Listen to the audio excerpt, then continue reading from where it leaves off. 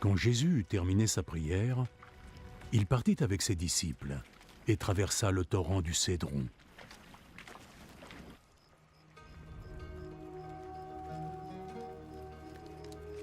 Il y avait là un jardin dans lequel Jésus entra avec ses disciples.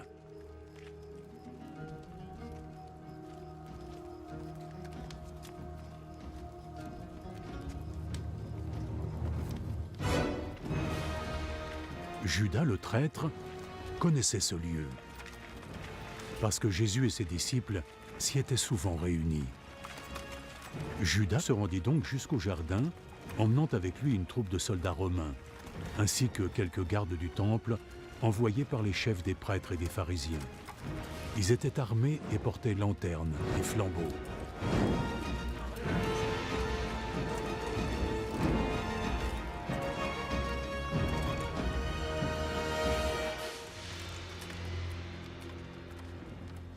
Jésus, qui savait déjà ce qui devait arriver, s'avança vers eux et demanda : « Qui cherchez-vous » ? Jésus de Nazareth. Judas le traître qui le livrait se tenait là, avec eux, lorsque Jésus leur dit : « C'est moi. » Ils reculèrent et tombèrent par terre.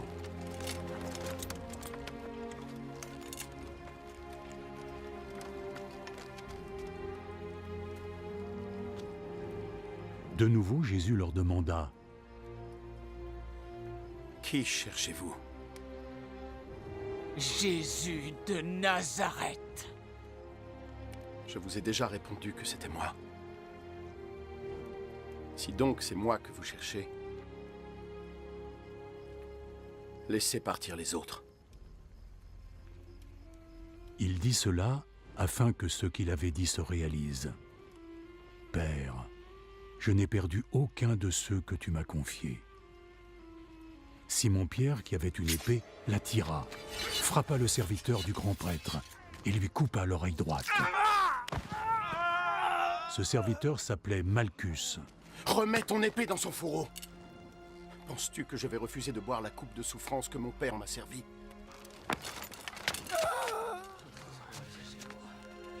Alors les soldats romains, leurs commandants et les gardes des autorités juives se saisirent de Jésus, le ligotèrent.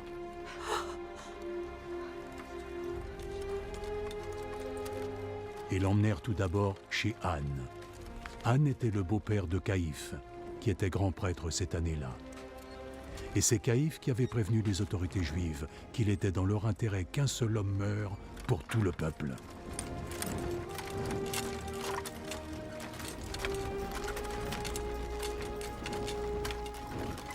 Simon-Pierre et un autre disciple suivaient Jésus.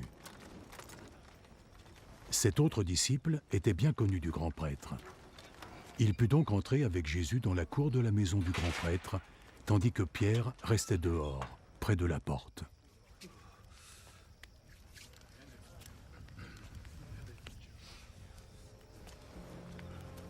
Alors, l'autre disciple ressortit, parla à la femme qui gardait la porte et fit entrer Pierre.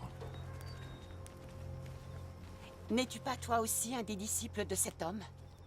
Non, je ne le suis pas. Il faisait froid. Donc les serviteurs et les gardes avaient allumé un feu, autour duquel ils se réchauffaient. Pierre s'en était approché et se tenait avec eux, lui aussi se réchauffait. Le grand prêtre interrogea Jésus sur ses disciples et sur son enseignement. Jésus répondit : « J'ai toujours parlé ouvertement à tout le monde. J'ai toujours enseigné dans les synagogues et dans le temple où tous les gens se rassemblaient. Je n'ai jamais rien dit en secret. Pourquoi alors m'interroges-tu ? Interroge ceux qui m'ont entendu et demande-leur ce que je leur ai dit. Ils savent ce que j'ai dit. » Comment oses-tu parler de la sorte au grand prêtre ? Si j'ai dit quelque chose de mal, dis à tout le monde ici ce que c'était. Mais si tout ce que j'ai dit était juste, pourquoi me frappes-tu ? Alors Anne l'envoya, toujours ligoté, à Caïphe le grand prêtre. Pendant ce temps, Pierre était toujours là, occupé à se réchauffer. Les autres lui demandèrent « N'es-tu pas toi aussi un des disciples de cet homme ?» Non, je ne le suis pas. Mais Pierre le nia vivement. Un des serviteurs du grand prêtre, de la même famille que celui à qui Pierre avait coupé l'oreille, lui dit « Je ne t'ai pas déjà vu avec lui dans le jardin? » Non. Et aussitôt, un coq se mit à chanter.